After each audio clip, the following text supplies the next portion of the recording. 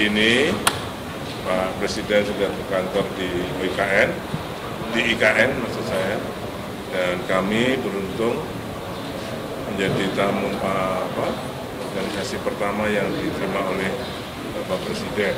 Saya lengkap dengan para deputi, bahkan ditemani oleh Pak Menteri Perhubungan.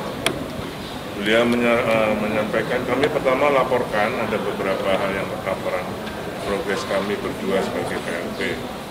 Dan beliau menanggapi dan memberikan arahan fokusnya. Pertama, utamakan partisipasi masyarakat, khususnya dalam penataan IKN ini.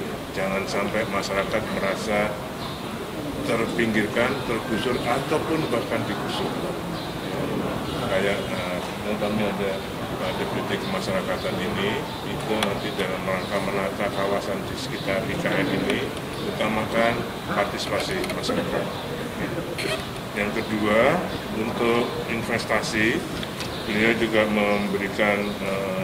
menyampaikan bahwa IKN ini akan menjadi contoh tata kelola manajemen pemerintahan yang baik dan cepat.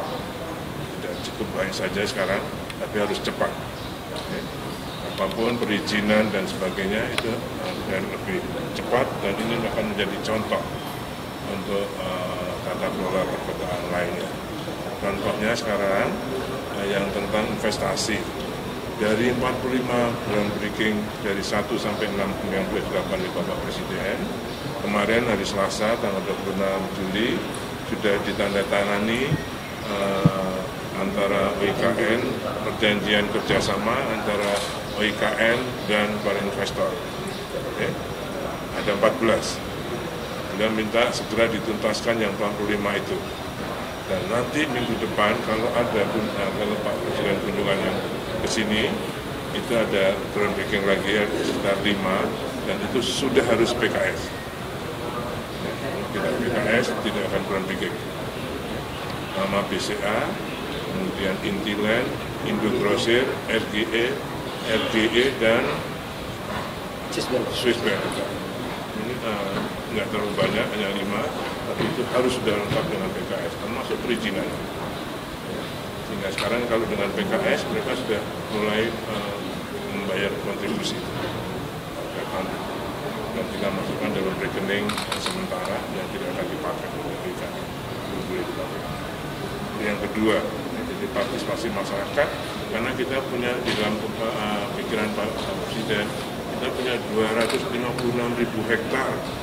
Jadi jangan sampai masyarakat merasa tergusur, tapi kalau bisa ditempatkan, kalau memang harus direlokasi, dicarikan tempat yang lebih baik. Kemudian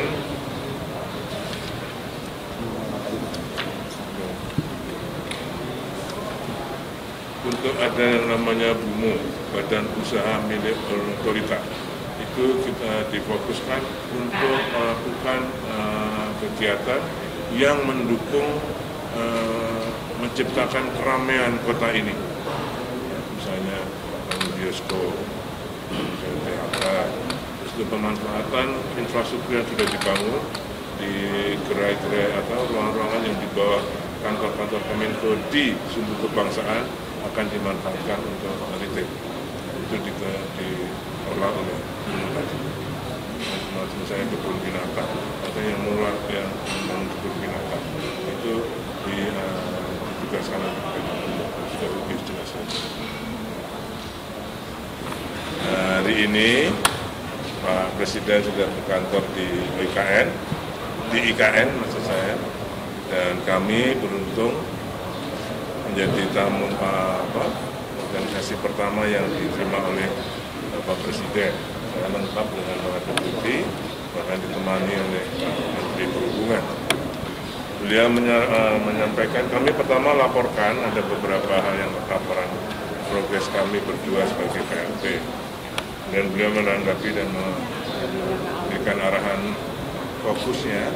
Pertama, utamakan partisipasi masyarakat, khususnya dalam penataan IKN ini. Jangan sampai masyarakat merasa terpinggirkan, tergusur, ataupun bahkan digusur. Kayak kami ada deputi kemasyarakatan ini itu nanti dalam rangka menata kawasan di sekitar IKN ini utamakan partisipasi masyarakat. Yang kedua, untuk investasi, beliau juga menyampaikan bahwa IKN ini akan menjadi contoh tata kelola manajemen pemerintahan yang baik dan cepat.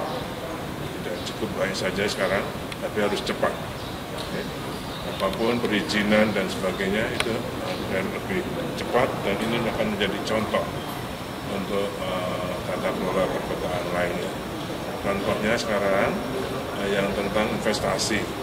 Dari 45 groundbreaking dari 1 sampai 6 yang sudah dilakukan oleh Bapak Presiden, kemarin hari Selasa tanggal 26 Juli sudah ditandatangani antara OIKN, perjanjian kerjasama antara OIKN dan para investor. Ada 14. Beliau minta segera dituntaskan yang 45 itu. Dan nanti minggu depan kalau Pak Presiden kunjungan yang ke sini, itu ada groundbreaking lagi sekitar 5, dan itu sudah harus PKS. Tidak PKS, tidak akan groundbreaking. Nama BCA, kemudian Intiland, Indogrosir, RGE, dan Swiss Bank. Ini nggak terlalu banyak, hanya 5, tapi itu harus sudah lengkap dengan PKS, termasuk perizinan.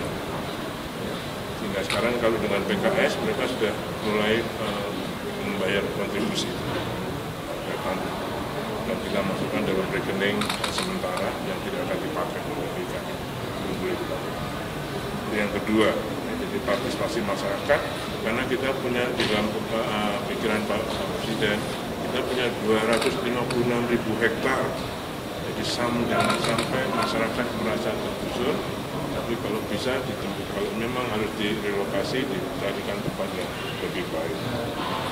Kemudian